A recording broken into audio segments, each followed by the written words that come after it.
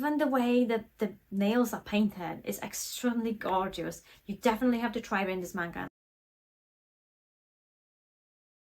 Hello and welcome to my channel, Expecto Ridiculum. That's right. Today I would like to talk to you about my 5 favorite shoujo romances in manhwas. So my first favorite shoujo manhwa is The Death is the Only Ending for the Villainess, also known as Villains Are Destined to Die. This manhwa has been released in 2019 and has been ongoing since, has over 100 chapters and you can find it on Tapas. The story's protagonist is a young Korean girl in love with mobile sim games. She spends days and nights playing the game, trying to find a route for the villainess to survive. The story is about a young heroine. She comes back to the mansion only to find out that she has been replaced with a fake daughter, our villainess, Penelope Eckhart. In order to defeat the villainess, she has to win the favorability of all of the men. Unfortunately for the heroine, the villainess meets a tragic and harsh end at the every single game's route. One day, our female protagonist ends up in the world of the mobile sim game that she was playing. To her terror, she wakes up as a Penelope Eckhart, the villainous and fake daughter of the Duke Eckhart.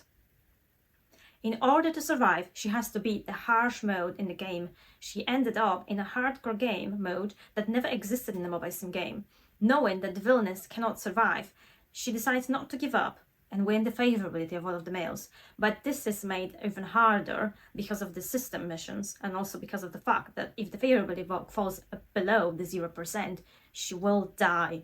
Maids serve her rotten food. She lives in a terrible, wet place. The father doesn't love her. Her brothers despise her and comment nastily about her every time they see her. Despite never being loved in her previous harsh life and being harshly mistreated in the current one, she decides not to give up. She decides to win the male's favorability as well as gather her own side income, and just before the legitimate daughter returns to the mansion, she will have the fake identity as well as the money, and she will escape and live happily ever after. Her sudden change and indifference, in contrast to the previous Penelope Eckhart, suddenly starts winning the favorability of the Duke and her brothers. Her odd choices as well as the game missions given to her, even though extremely dangerous, surprisingly, she slowly starts to win favorability of her family, of the Duke and the brothers. It is a long way to gain more of the favorability. She's playing the hardcore mode in the game and this is definitely not going to be easy. The manhwa is beautiful, the designs are amazing. Even the way that the nails are painted is extremely gorgeous. You definitely have to try reading this manga, and like I said, you can find it on Tapas, over 100 episodes. So in my second position is I Became the Tyrant's Secretary, just released in 2021. This manhwa has over 100 episodes, beautiful design, and extremely handsome prints. This is yet another story about a Korean girl transmigrating into another world. This time, she is a hardworking secretary that's been doing her work for her brother for 5 years, and one day decides that she actually wants to quit. She wants to start hustle, whatever she wants. Anyways, she has plenty of time and she wants to read a novel story. She reads about a king who rules the country with a really, really ruthless hand and is absolutely merciless for his opponents. It's a story also about a loving heroine who falls in love with him. Not everything, however, is as it seems. One day, our female character falls into completely new fantasy world, and in this world, she becomes a Rosalind. Rosalind is a side character in the story that she just read about. She's born into a duke's family. She has a loving father, mother, and brother. However, as soon as she learns that she's just a side character in the story, destined to die, she decides to end her life herself and jump out of the window. She doesn't succeed, however, so then she decides to eat poisonous plants or lets a beehive chase her. She doesn't succeed. Her time to die will be when the time in the story comes. So she decides to live a lavish life. She has fantastic friends, amazing family. She's rich. What else would you want? However, as soon as the 5 years passed, the king's aide comes to the family and requests that Rosalind's brother joins the king's side as a secretary. And this is when Rosalind quickly grabs her notebook from 5 years ago, and because she wrote everything that might happen to her family, and that's when she actually finds out that this is the time when her brother will be recruited, and shortly after the whole family will be beheaded. Why? just because of a mere mistake. Apparently her brother forgot to confirm the king's schedule, and because of that the king missed a dinner with his wonderful heroine. That is still petty. No way I'm not going to die because of that, says Rosalind. So when the king's aide arrive and forces Rosalind's brother to become a secretary, Rosalind takes his stead instead. She announces that she has studied also very hard, and she is the one who wants to volunteer to become a hardworking and valuable member of the secretary king for the emperor. Rosalind is ready to change the ill fate of the whole family. Her family bids her farewell with tears. She, however, promises that she will come back in 5 years of time, and she will have her happily ever after. She wants to meet a pure and kind-hearted man. What happens though if the cold-hearted tyrant develops a feeling for Rosalind? What will she do, and will she be able to respond to it? Well, for that you will have to read the story yourself and find that out, and I strongly recommend to do so. So the third manhwa on my list is the symbiotic relationship between the rabbit and the black panther. This manhwa has been released in 2021 and has been ongoing since. I apologize for the misspelling of names. Bibi Raebian is a noble daughter of a shape-shifting rabbit family. Despite her coming-of-age ceremony, she is not able to shapeshift from a rabbit to a human, bringing her family a great shame. Her mother decides to abandon her daughter in the forest, and not just any forest. She sends the guards with the basket with the rabbit inside to a panther territory. Unfortunately for the guards, they all are being beheaded. The massacre that happens is truly cruel.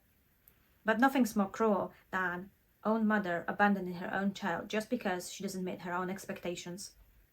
Trembling in fear and crying, Bibi is picked up from the basket by a black-haired and red-eyed male lead of the story. The man looks at her with pity, but as soon as he sees her crying and trembling in fear, he asks her to cry more, and perhaps then she will survive instead of ending up on his plate. He picks her up and takes her to the mansion with himself. Finding her tears amusing, Crazy Noble decides to take her to his residence and keep her as a pet, or perhaps to have her on his own plate. He's definitely not sure of it yet.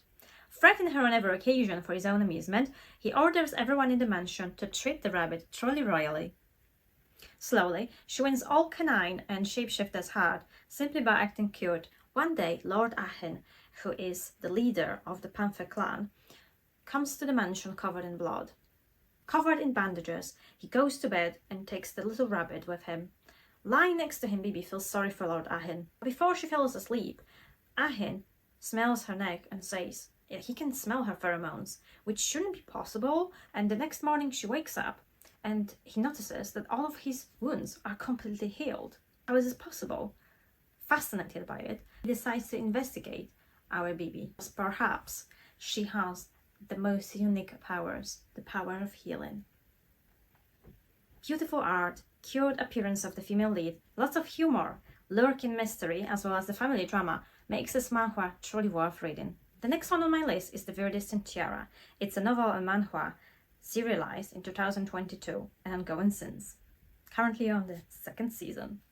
The story revolves around a normal graduate student who wakes up in a world of a novel she wrote herself as a teenager. She becomes a pitiful character in the story she wrote herself, a character who is destined to die by the hand of the male lead of the story. She is his illegitimate sister. In order to survive, she has to establish political connections, bring the prosperated family, and prepare the throne for her brother. What will she do though when the cold and usually indifferent handsome half-brother develops an interest in her? This story is full of conflicting emotions. It's beautifully written and drawn, and has multiple interesting characters as well as family drama involved. Definitely worth reading, beautifully hand-drawn, truly recommend. And the last manhwa on my list is The Invincible Princess is Born Again Today. It's a shoujo fantasy romance. The history starts with a young, noble princess reminiscing her old past life. Picked up from the street by a knight who recognized her swordsmanship talent, she became the empire's hero. The abandoned child without a single penny overcame countless adversities and became the emperor, living her life in luxury. She lived 33 years fiercely and experienced everything she wanted to experience. Even if she lived again, there was no way she could have lived a better or more fulfilling life. Or so she thought. 500 years later, she is reborn as a blue-eyed and silver-haired princess, precious daughter of Frescaducci, loved by everyone in the household. To say that Helena was bored is a total understatement, because in her current life, all she had to do was be lovely and sit quietly. Helena was different since the beginning. She was very smart, calm, and modest, contrasting with crybabies of her age. She learned how to ride a horse herself and was able to solve difficult problems on her own. Family was truly proud of having a genius as a daughter. One day, she sees her brother participating in a swordsmanship contest with his teacher, and she notices that the teacher surely is fake. She gives a couple of advices to the brother, and thanks to that, the brother is able to win the fake teacher. And this teacher is being kicked out from the family. So from that day, she becomes a tutor for her own brother, and quickly she improves his swordsmanship skills. And this becomes the only thing that keeps her dying from boredom. One day, the young Prince Caesar visits Helena's duchy to avoid the power conflict within the royal family. And so he decides to stay with the duchy for a while. Helena, quickly recognizing boy's talent, decides to become his swordsmanship too. She wants to make him the emperor just to soothe her boring life. And so after a few years, what will she do though when the handsome and now grown-up prince starts developing interest in her? Will Helena experience the love first time in her life? Was it something she completely forgot or never knew about? If you like beautiful art, strong female leads, and enjoy fights and swordsmanship executed by the strong female lead, this story is definitely for yourself. And this is it, my favorite 5 shoujo romances. Thank you for watching the whole video. If there's anything you would like to suggest for the next episode or anything I could improve, let me know. If you liked it, please give me a like to make sure that my channel pops up on a list of other people who might have similar interests to mine and yours. And if you'd like to hear more from me, please give me a subscribe. Help her to win favorability of certain choice. Help her to win. Help her. What is going on with me?